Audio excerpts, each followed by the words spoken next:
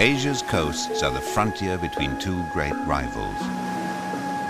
Land and sea constantly test each other's borders along 200,000 kilometers of Asia's shoreline.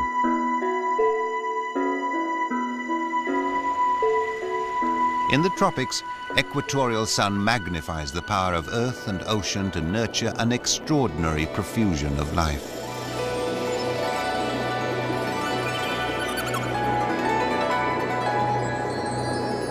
There are sea creatures here who cling to the coast throughout their lives. Others are ocean travelers who return to the coasts only to breed and support their young. Half the world away, the seas of Asia's far north freeze during long months of winter and lock their shores in brutal cold. But when summer sun drives back the ice, these bare coasts will thrive with life.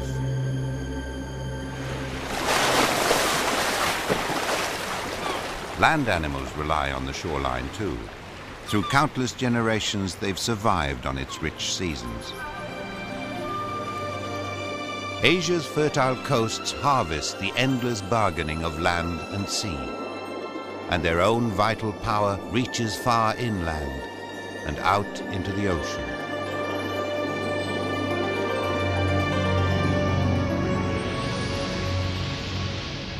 Monsoon clouds over the Indian mountain lands are part of the great cycle of exchange between land and sea. Heavy with moisture swept up from the ocean, they burst, beginning a chain reaction which will reach the distant coast.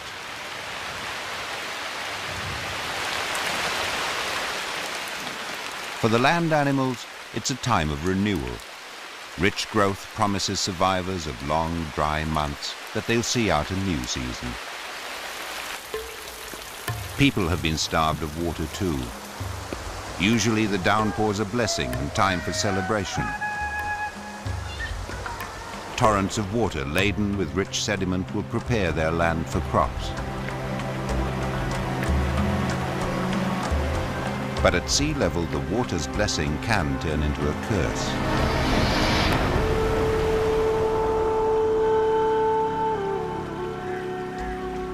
When high rivers collide with high tides, disastrous floods spill across vast areas of coastal plains. Every drop of rain plunders the land. But rivers that carry off the spoils must pass through forests, spread like great nets along the coast, waiting to steal the earth back again. Mangrove forests turn raw sediment to energy. And from India to Indonesia, they shield their soft and muddy coasts against the forces of the ocean.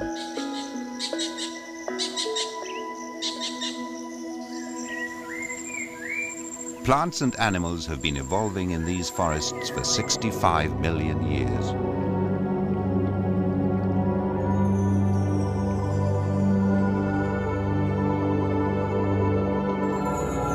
They still shelter and sustain a vast community of creatures.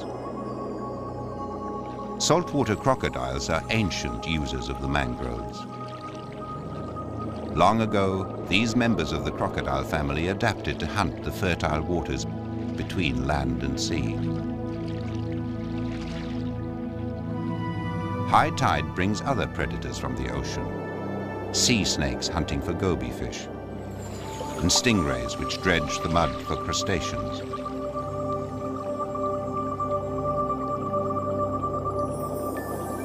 Mangroves are such a rich hunting ground because they're a nursery for so many land and sea creatures.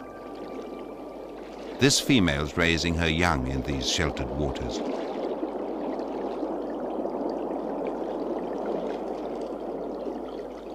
At nearly a month old, they're confident enough to venture freely amongst the mangrove roots. They haven't eaten since hatching, but when they're hungry, they'll hunt their first meal in the mangroves.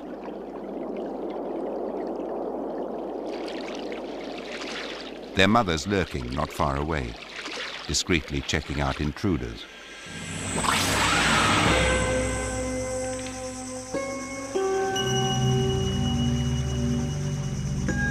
The pork pie crab's heavy armor would have done him little good if he'd been just a bit slower and she a bit closer.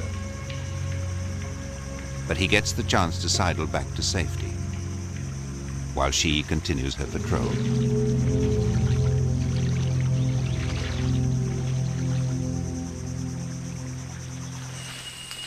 Tall mangroves are safe overnight roosts for Borneo's proboscis monkey.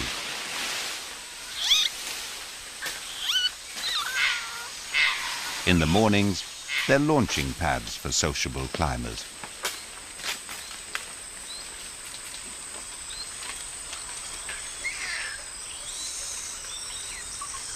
Many other monkeys visit Asian mangroves, but few depend on them as much as proboscis. They house a powerful digestion inside their roomy stomachs, so they can feed heavily on salty, tough mangrove leaves. But as coastal forests have dwindled, many groups now rely on remnant mangroves, where even proboscis find the pickings lean.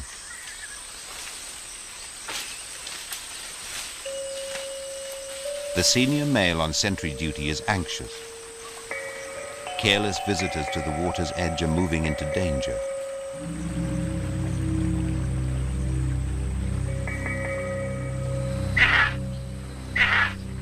His alarm call alerts the troop.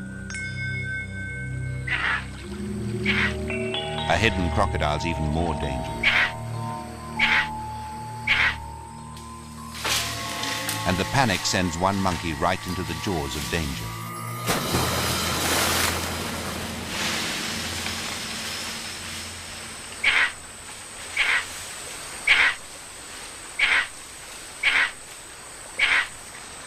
But the crocs missed her opportunity. The rest of the troop takes a more cautious route back to the swamp forest.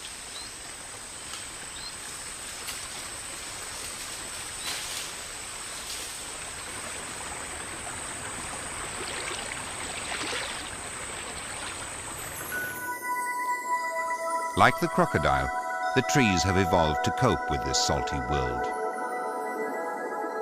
The mud they grow on is rich, but it's starved of oxygen, and the constant floods of seawater would poison most other plants.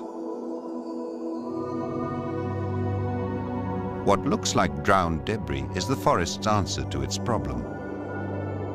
These are the roots and lungs of living trees. As soon as the tide falls, they begin to harvest oxygen through special breathing cells in their exposed roots.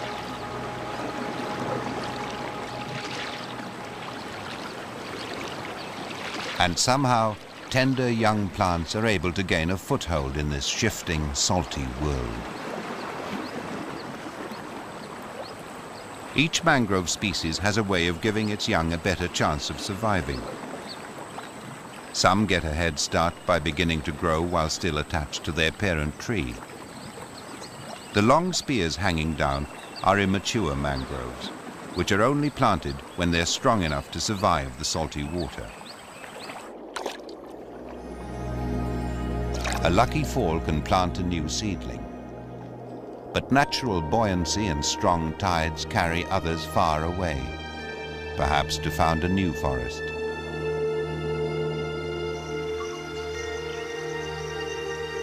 The trees send more than their newborn to the ocean.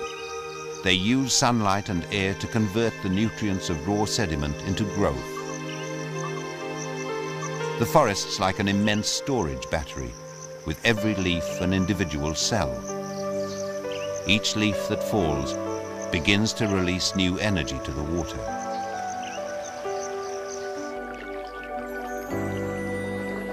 As the tide flows out of the mangrove, it carries off a rich stew of rotting organic material.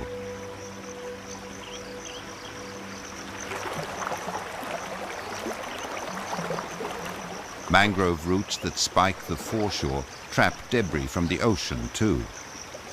As mangrove animals pick at this flotsam, they make their own contribution to the richness of the shoreline.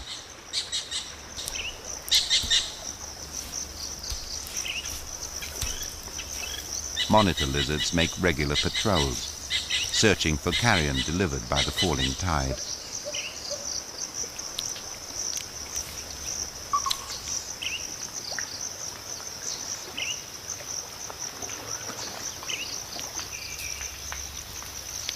At low tide, a huge community of creatures emerges to feed on the mud.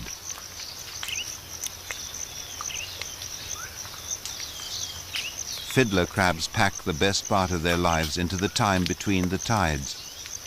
Females feed at frantic speed.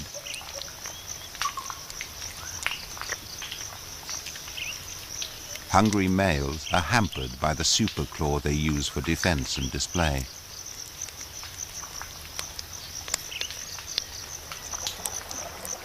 The low, slack tide provides quiet water and a gentle ramp for the young crocs to crawl ashore.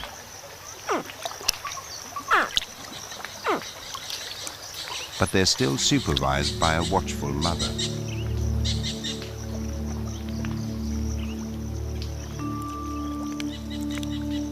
As they venture from the water, the young crocs are feeling hunger for the first time, and the mud is crawling with potential meals. This female fiddler crab could become an unwilling player in a young croc's graduation from infant to hunter. First, the youngster stalks, then, even out of the water, uses classic croc ambush technique. Once in a good strike position, he freezes.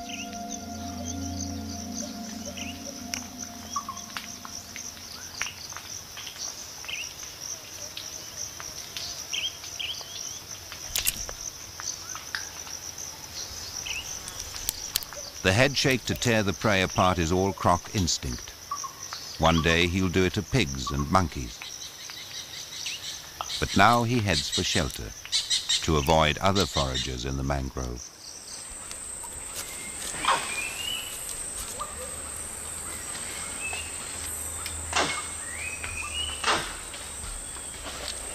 Troops of long-tailed macaques know where in their territory to find a meal, and that low tide delivers good pickings.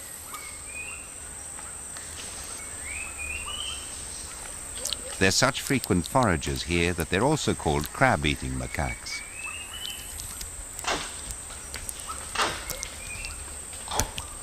It's said they use their tails to lure crabs from their burrows.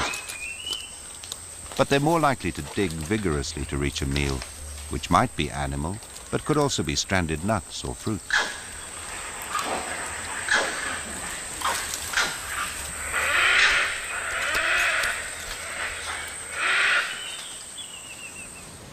The sea's lowest ebb reveals the tidal zone. Neither earth nor ocean entirely rules these sand flats, or the muddy world which christened the mud skipper. Perhaps the fishes which first crawled out of the ancient seas looked a bit like this. They're creatures of two worlds, fish which emerge from burrows to feed in the air.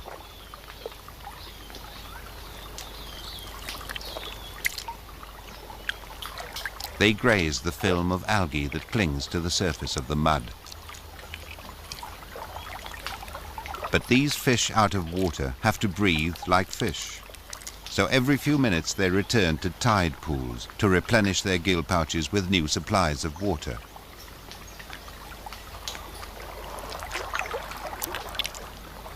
His burrow is the center of a male mud skipper's world. This one could be mining a network of tunnels as much as 5 meters long. The burrows of mud skippers and other tunnelers play a vital part in taking air and water down into the suffocating mud which has been dumped from the land. As soon as the skippers emerge onto their muddy landscape, they stake their territory, and they proclaim it by raising their flags.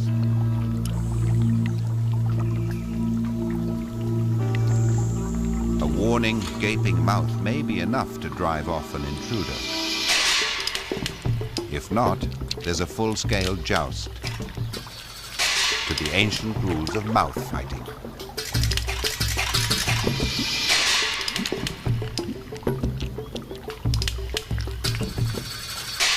Victory usually goes to the mud skipper, energetic enough to keep up the ferocious display.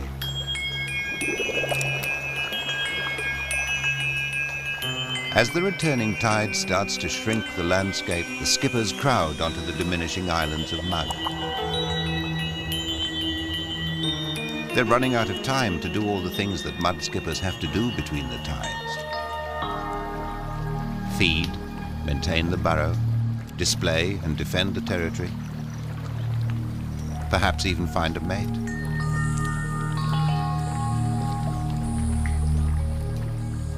Some are still trying frantically to complete their task list as the tide closes over them.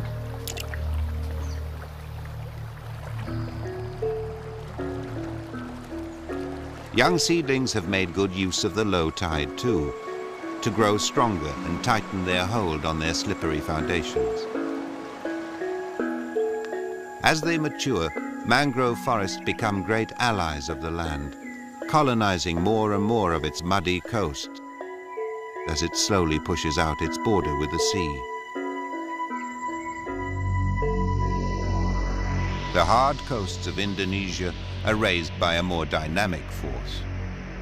Towering volcanic islands are stepping stones along a Pacific ring of fire, marking the battleground between two great geological plates.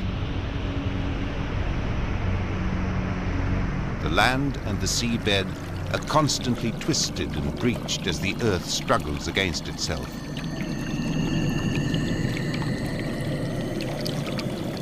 At any moment, these beaded curtains of gas escaping from the sea floor could be torn apart by titanic volcanic forces.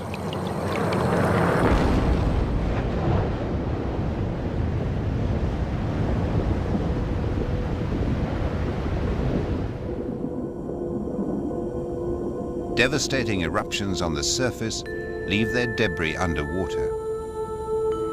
Life must struggle out through suffocating blankets of volcanic sand.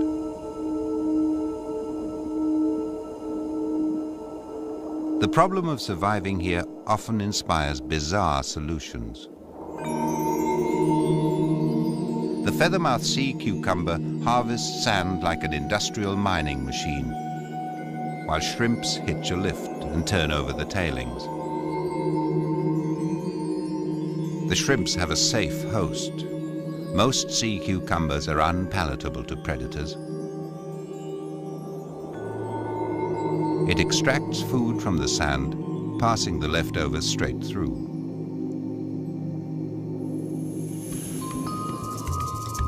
Fast-moving predators pursue food wherever they like. But on the exposed sea floor, many creatures use different strategies to hunt and to escape being hunted. The hunchback scorpionfish behaves like a self-propelled rock with a painfully slow top speed.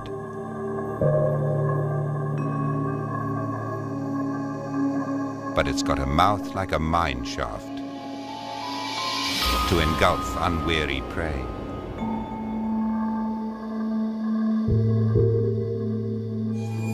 By comparison, the Pegasus sea moth's version of the mobile rock is supercharged. They vacuum up prey as they patrol the sea floor. There's probably a point to this game of follow the leader. As the fish in front stirs up the bottom, there's more food for the follower to harvest. They look like a genetic engineer's nightmare, but they're miracles of design compared to the devilfish.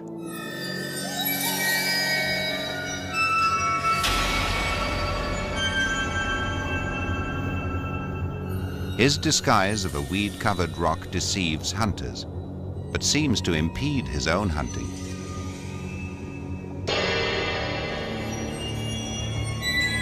His quarry could be this cryptically striped hawkfish. But the hawkfish is hunting too. Just beyond devilfish reach, he waits for prey disturbed by his clumsy pursuer.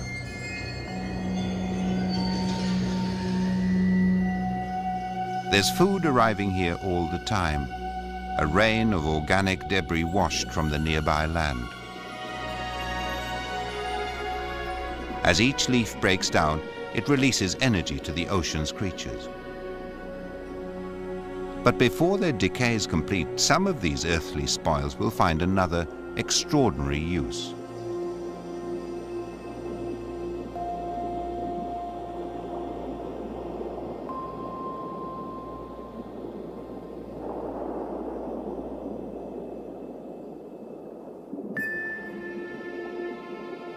Ghost pipefish don't just imitate the form and color of leaves.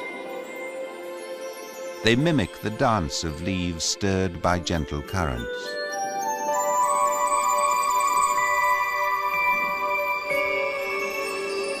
They're so confident in their camouflage and choreography that they leave the original behind to dance their own way across the sea floor.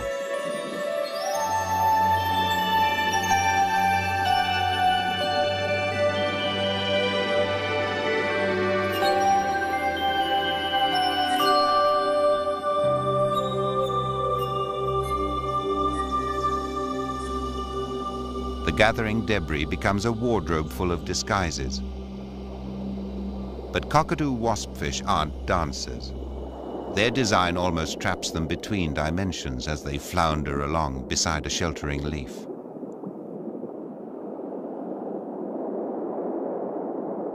They've chosen a right-colored leaf for disguise, but between two cockatoo waspfish it becomes a kind of territory, which they seem to dispute with feeble headbutts.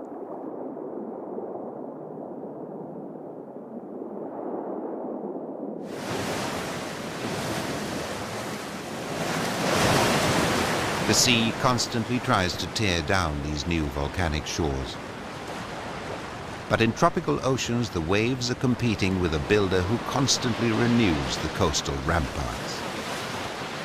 Wherever the slightest eddy offers a toehold, coral begins to build.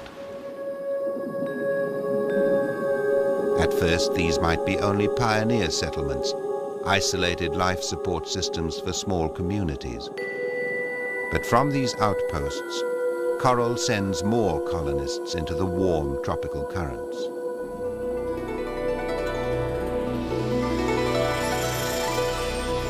Each coral has a spawning time, precisely triggered by phases of the moon, day length, and water temperature, when it releases millions of eggs.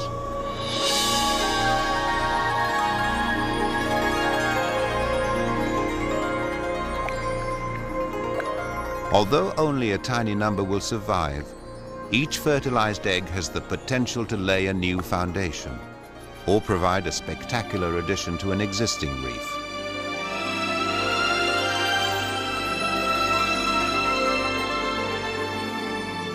As they're released, the eggs float upwards to be carried along by surface currents. Some species may drift for 2 or 3 months before reaching a place to settle, and then build.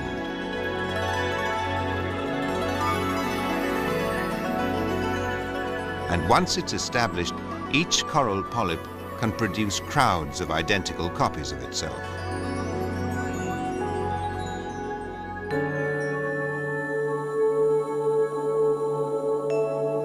Coral can build a coast where none existed before.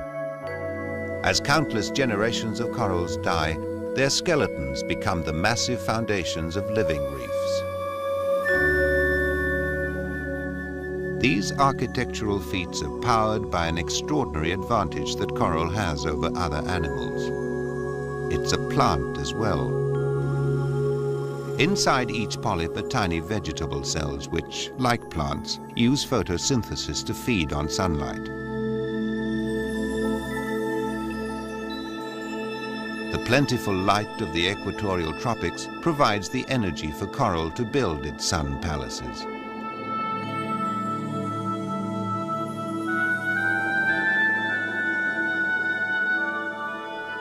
As reef-building corals claim more and more of the seabed, they create thriving oases of life.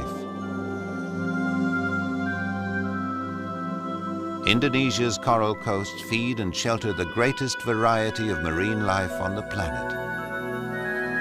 In the oldest warm ocean on Earth, these creatures have spent uncountable generations evolving their form and way of life. And every animal that lives here increases the reef's power to sustain more life.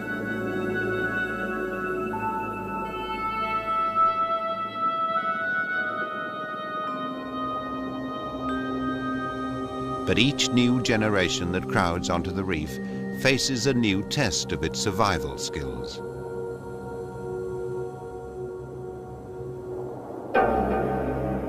Sea snakes, like this banded crate, specialize in hunting goby fish that hide in burrows. Sometimes it's someone else's home, but because they're extremely venomous, sea snakes can take a very direct approach to foraging.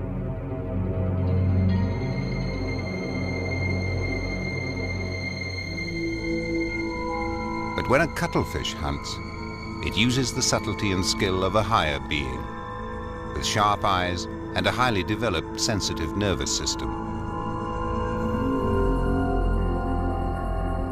By triggering pigment cells in its skin, it can change color instantly. The rippling patterns disguise it from predators and from its prey.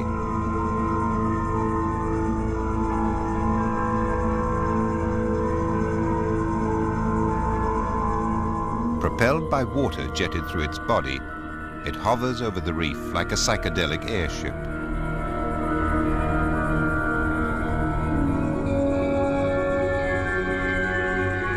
As it gets closer to its prey, its strobing increases, helping it blend with the movement and dappled light around it.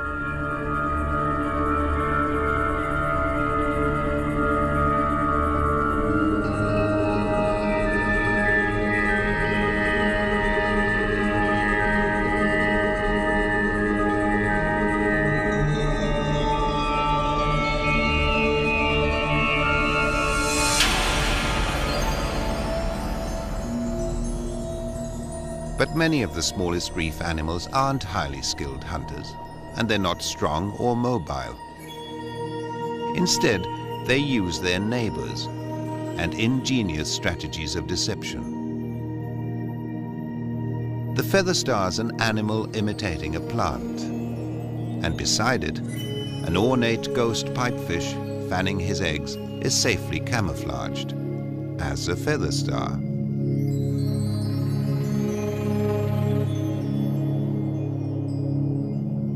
Everywhere on the reef, species are forced to live on top of each other, just to have a place to grow and breed.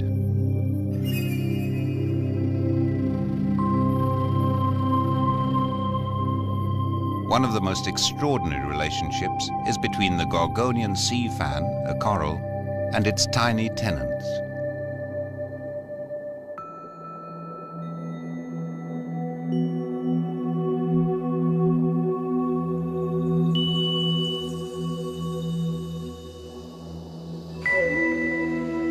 The pygmy seahorses are barely the width of a fingernail.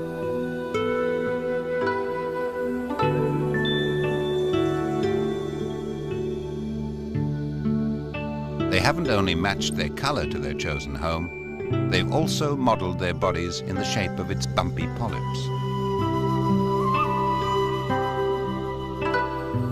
The seahorses, a host of other microscopic creatures, and the sea fan itself are all feeding on particles netted from the nutrient-rich tide.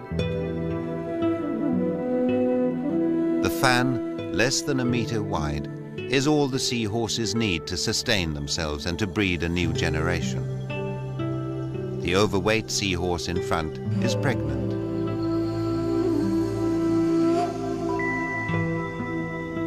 But even these tiny creatures use tiny headbutts to defend their corner of their small world.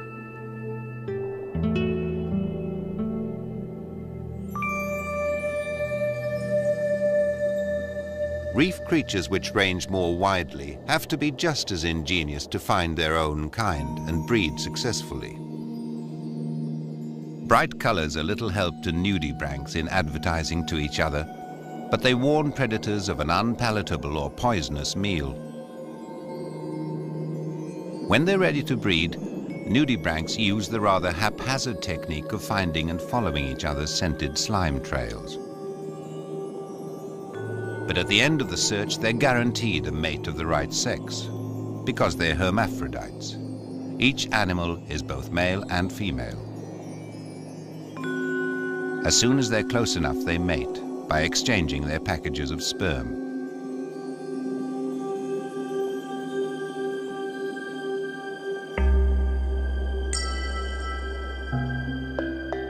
A male mandarin fish doesn't go looking for a mate. First, he stakes out his territory by driving off a competing male.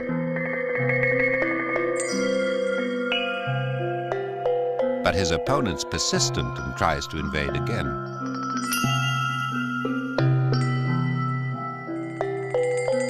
This time he'll make sure the trespassers left the property before resuming his own display.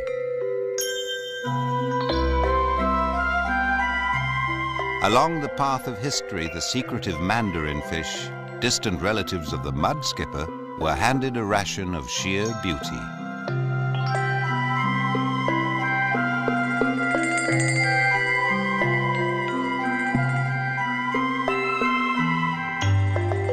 He's managed to attract 2 females from their shelter under the reef, but has no difficulty in deciding his partner.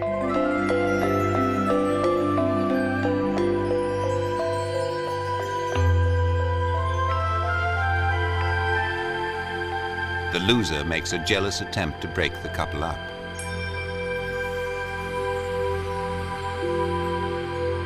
But they mate, releasing the drifting seeds of a new generation.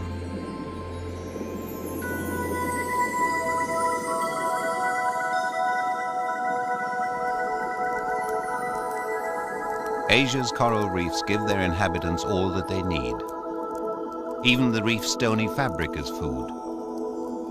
Bumphead parrotfish fuel their bulky frames by biting off coral and algae, pulverizing it with their beak-like jaws.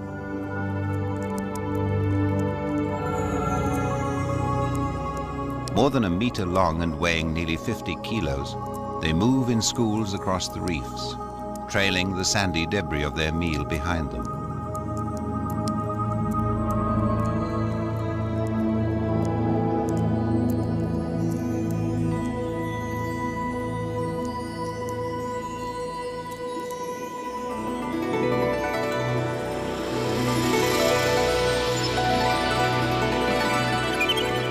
Where they climb up from the deep ocean, reefs trigger even more spectacular displays of life.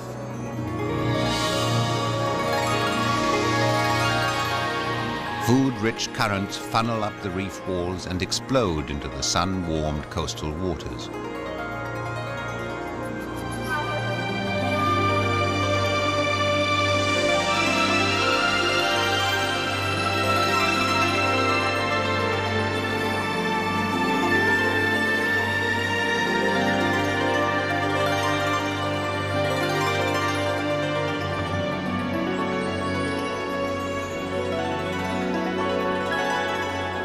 It's solar energy, which for 200 million years has helped coral to build its coasts and sustain their extraordinary community of life.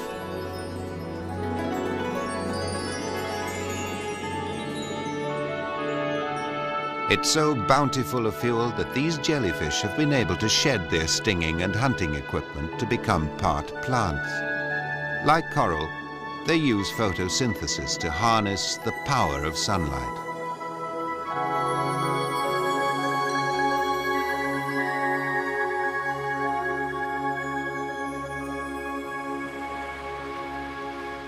The sun, which gifts such abundance to the tropical coasts, has a far shorter reign in Asia's far north.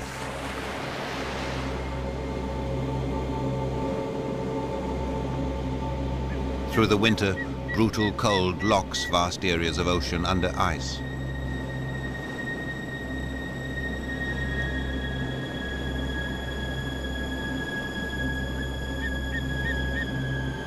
Only at the edge of the ice can coastal creatures make a living.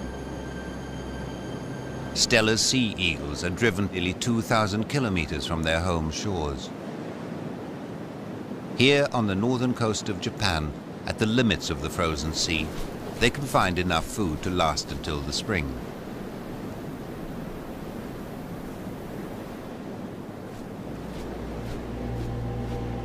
Only when the sun begins to drive back the frontier of ice do they begin their journey north to breed on the coasts of the Russian Far East. For 7 months, these subarctic coasts of Asia have been in hibernation, silent and barren. But as the ice starts to thaw, hundreds of thousands of birds begin to arrive, anticipating a rich season.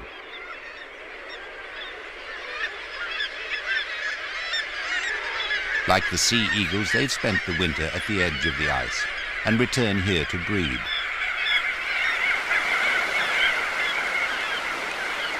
These are just the first arrivals of the vast community which will crowd onto the cliffs to raise their young during the brief Russian summer.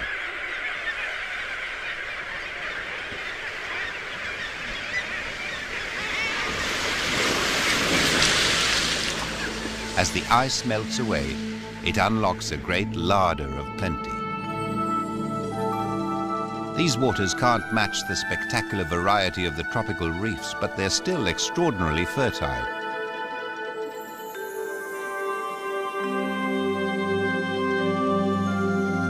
And as light reaches down, it fires marine life into a burst of concentrated growth.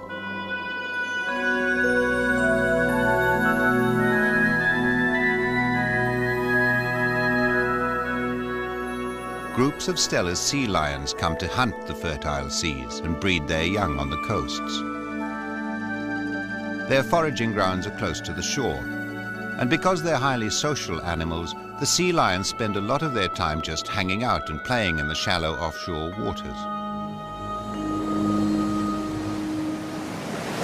Their favorite haul-out points are on rocky offshore islands and isolated peninsulas.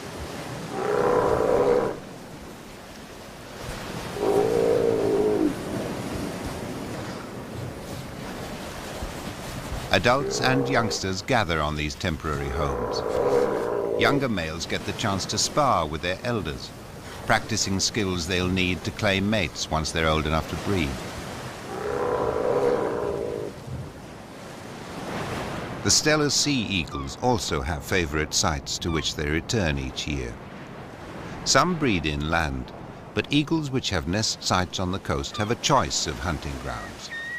They can take fish for their chicks from the ocean and river estuaries, or they can hunt the densely populated seabird colonies, where the numbers grow to millions.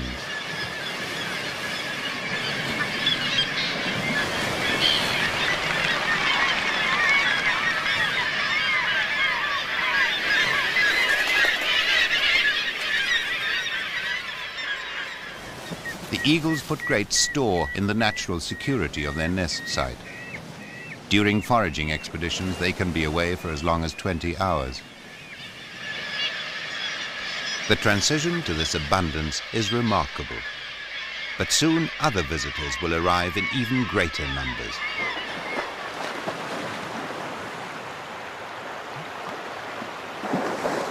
Every year, they bring a gift from the deep ocean, which is eagerly awaited by the creatures of the land. Vast numbers of pink salmon are preparing to travel upriver to breed. But before beginning their journey, they'll undergo a striking transformation triggered by the fresh water. The female skin will turn green, the male's to pink or brown. And the males grow a hooked jaw and the imposing dorsal hump, which gives their other name, humpback salmon. Each male will use these tools to assert his own breeding quality to the swarming mass of fish.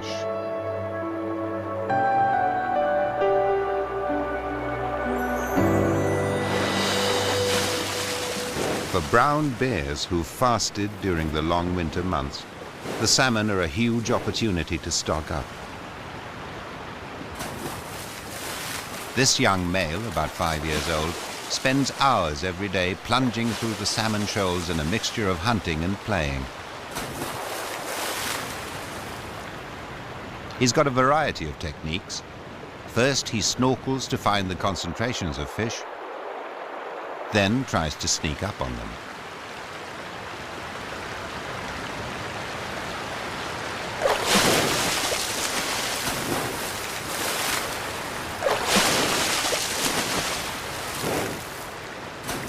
Often as not, he misses, but he does catch as many as 20 fish an hour.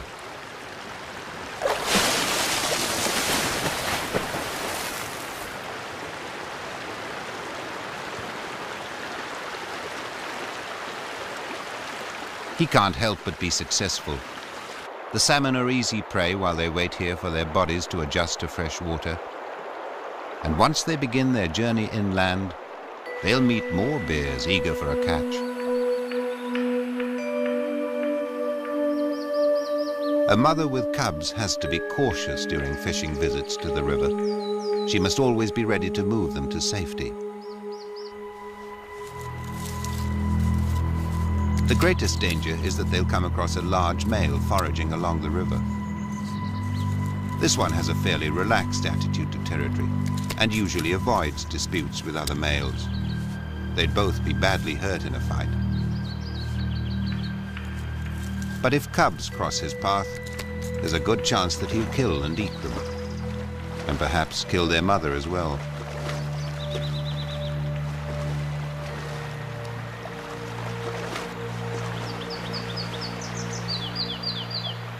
But when danger's near, the safest place is close to mother.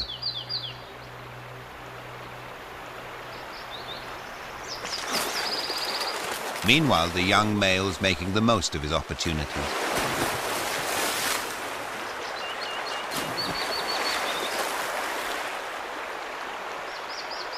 As he gets more successful, he takes to eating only his favorite part of the salmon: the brains, the eggs of females, or the skin. But however many he eats, there are still countless survivors ready to begin the hard journey inland.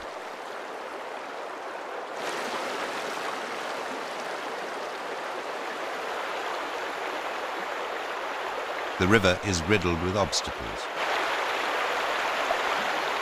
Shallow water challenges all the salmon, but especially the males.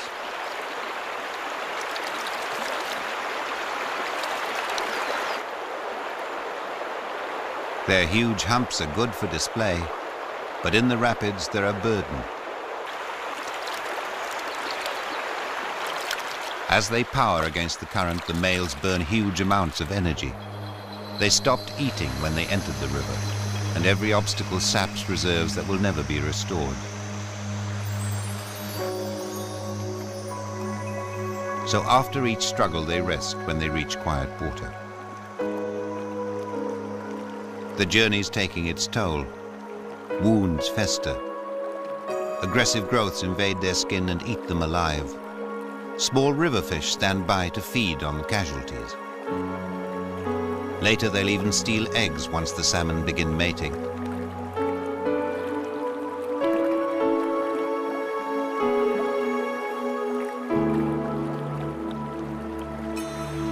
The salmon have a long way to go, though. The breeding ground for this group is nearly 100 kilometers from the coast.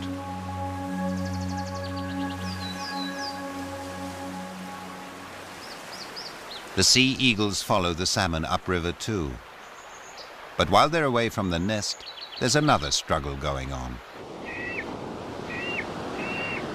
One of the chicks is already much stronger than the other, and it spends hours repeatedly harassing its weaker rival. The adults will soon have only one mouth to feed.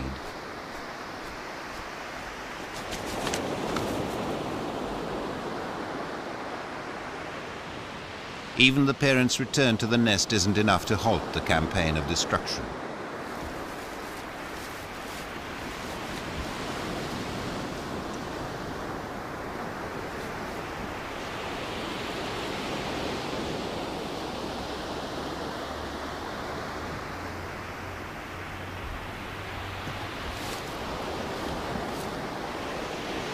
By disabling his competitor, he's doubled his chances of flying. As the main river divides into tributaries, each salmon follows the scent of the stream bed where it was born.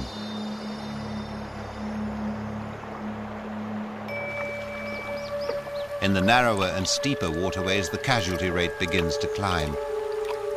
There's an obstacle ahead, and as more and more fish press into the stream, the oxygen level in the water drops. First they begin to tire, then to suffocate.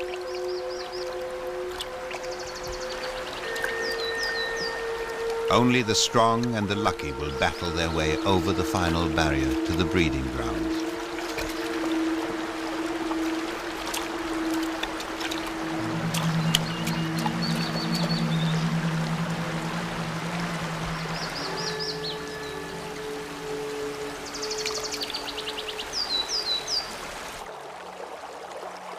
Each female chooses a site for her nest.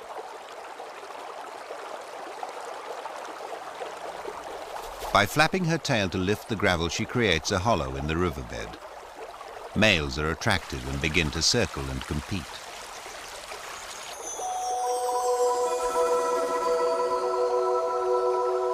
Only the strongest have survived the journey.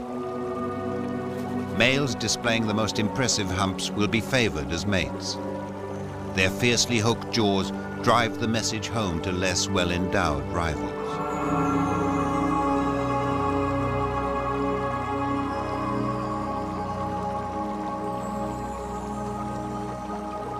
As she nestles onto the riverbed and prepares to lay, males close in and vibrate their bodies to encourage her.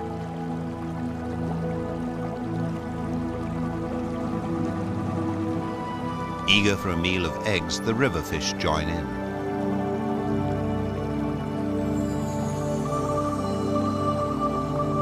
As the female begins laying, males crowd onto the nest and angrily challenge each other for the right to fertilize her eggs.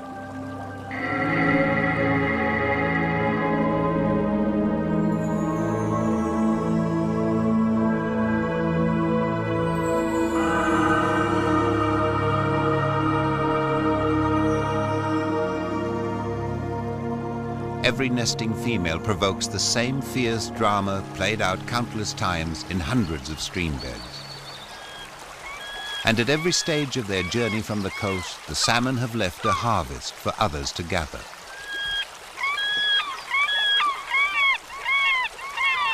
There's been abundant food to be carried back to hungry youngsters waiting in the seabird colonies. And now they're growing strong enough to begin their own journey.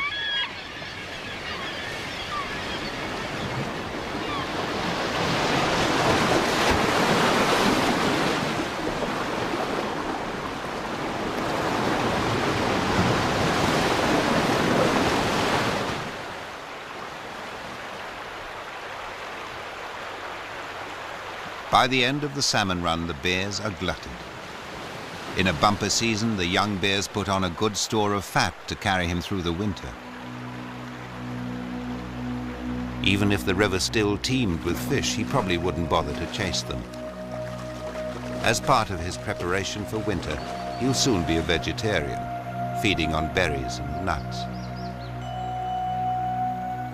It's time for him to leave the coast and find a safe den to shelter him from freezing temperatures. But next year he'll come down from the mountains again to his favorite fishing spot on the coast.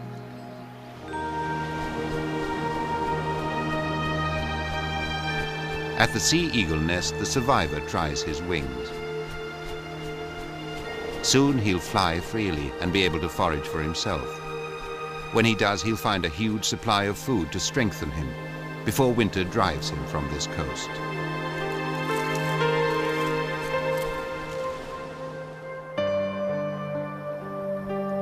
For the humpbacks, though, it's the end of their journey. The struggle from the coast demands too much. After spawning, they end their lives in the same streams where they were born.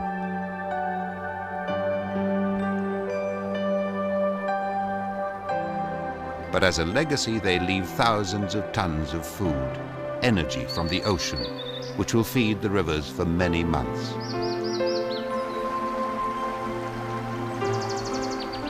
They'll freeze in winter's ice, but the next